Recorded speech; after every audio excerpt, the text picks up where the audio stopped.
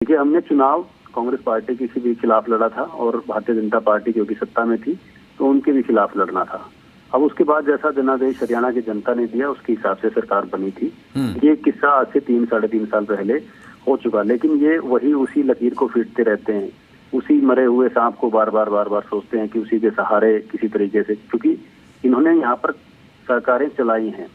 इनकी सूझबूझ इनको ये कहनी चाहिए कि भाई ये अपनी सरकार के बारे में बात करे कि इन्होंने क्या काम करवाए, क्या अच्छा काम किया था जिसकी वजह से इनको दोबारा सरकार मिलनी चाहिए। लेकिन दीप भाई एक चीज थोड़ा सा मैं और समझना चाहूंगा और लोग भी इसे समझना चाहेंगे। दिग्विजय चौटाला कह रहे हैं कि अगर कांग्रेस और आईएनएलडी का गठबंधन हुआ तो ये कलयुग का ही एक रूप देखने को मिलेगा या कलयुग की ओर उन्होंने इशारा किया। तो क्या वो ये कहना चाह रहे हैं कि आईएनएलडी कांग्रेस के साथ नहीं जाने वाली है, या फिर अगर दोनों पार्टियां एक साथ आई तो बहुत ज्यादा गड़बड़ हो सकती है, ये इशारा है?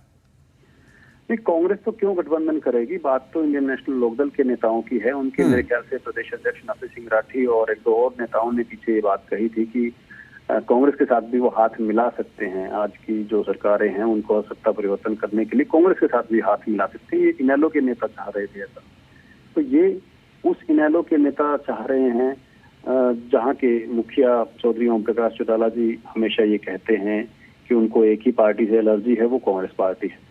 और हमेशा से ये बात हमने कही है, इनेलो के नेताओं ने भी कही है कि भूपेंद्र सिंह हुड्डा ने एक षड्यंत्र रच के कांग्रेस पार्टी के नेताओं ने, जिसमें रणदीप सिंह सुरजेवाला, करण सिंह दलाल और बाकी लोग शामिल थे, इन्होंने षड्यंत्र रच के अपनी सरकार के दौरान 10 साल की सजा करवाई ओम प्रकाश चौटाला जी को और अजय सिंह चौटाला जी को।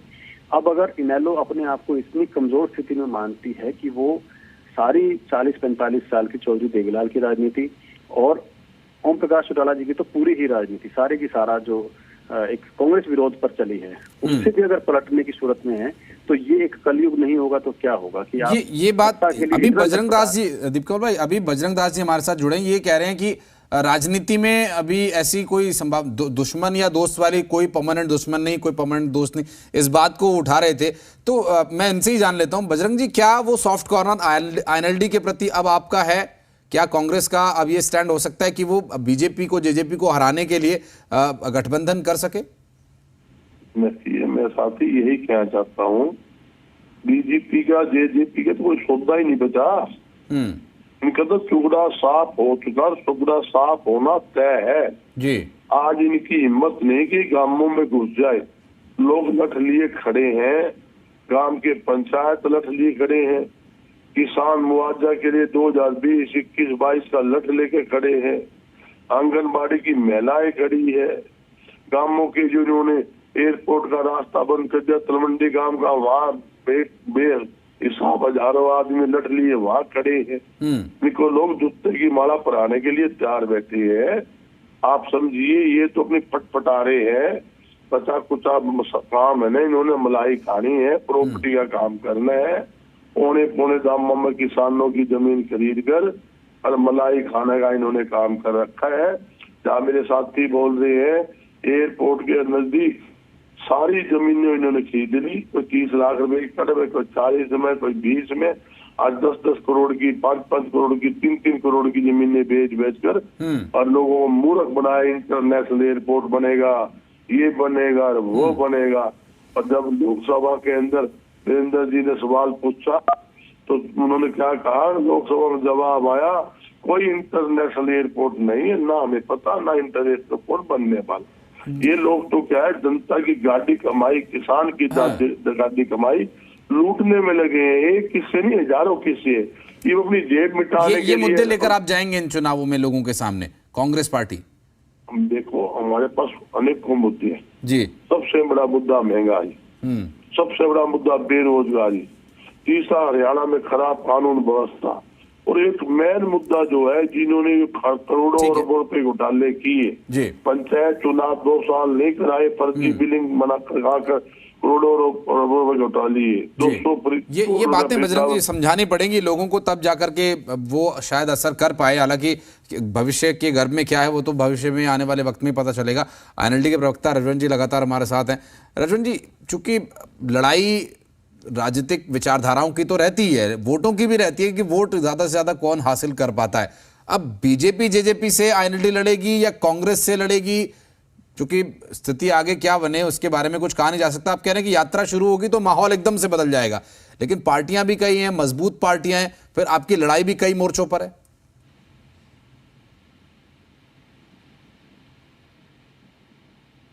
धन्यवाद साहब, आवाज मिल पा रही है?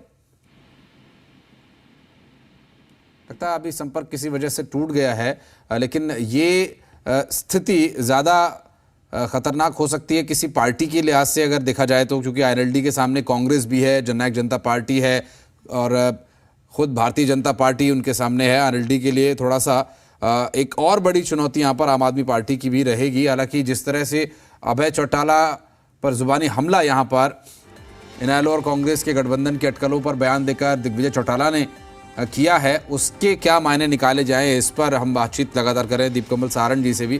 दीपकमल जी, ये एक राजनीतिक बयान है, वो कोरा राजनीतिक बयान है, स्वाभाविक सी बात है, चुनाव आने वाले हैं तो ये बयानबाजियां आने वाले समय में और तेज होंगी। घोटालों की बात और गठबंधनों की बात, बेईमानी की बात, किसके विरोध थे, किसके साथ चले गए, ये सब बातें अब और तेज होंगी।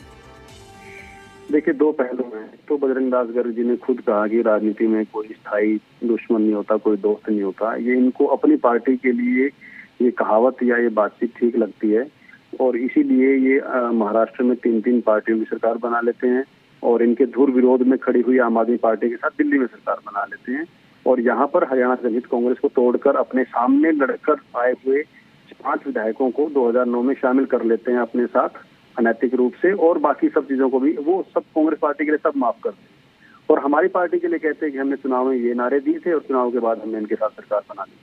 अगर ये फॉर्मूला अपनी पार्टी के लिए महाराष्ट्र में और दिल्ली में और हरियाणा में सब जगह लागू कर रहे हैं कि स्थायी दुश्मनी नहीं होती, तो ये जननायक जनता पार्टी जो पहला चुनाव लड़ रही थी और धुर विरोध में लड़ रही थी कांग्रेस पार्टी के हमेशा से, उसके लिए क्यों नहीं ये उस बात को कहते। और जहां तक घोटालों की जो बात है, एक भी घोटाले के बारे में दूसरी तीसरी लाइन बजरंग दास गर्ग जी नहीं बोल सकते। इन्होंने ये 3-4 बातें रट रखी हैं, सारे कांग्रेसी लोगों ने उसी को रिपीट करते रहते हैं। कहाँ पर जमीन एक्वायर हो गई, कहाँ पर भूपेंद्र सिंह हुड्डा जी का राज होता था ये तो कि 20-30 लाख रुपए में, 10 लाख रुपए में जमीन खरीद लो और बाद में उसके वहां पर SEZ 103 SEZ घोषित किए थे भूपेंद्र सिंह हुड्डा ने अपने कार्यकाल में, जिनमें से 3 बने, सिर्फ 3 बने, 100 वापिस कर दिए गए। वहां के आसपास की जमीन सारी खरीदवा के अपने लोगों को और दूसरे तरीके से उसके महंगे रेट पे आगे बिकवा के और 100 SEZ रद्द कर दिए भूपेंद्र सिंह हुड्डा जी ने। ये इनकी सरकार का तरीका होता था काम करने। शराब की बात हो, धान की बात हो, रजिस्ट्री की बात हो, जहां जहां जो जो गड़बड़ी पिछली सरकारों से चलती हुई आ रही थी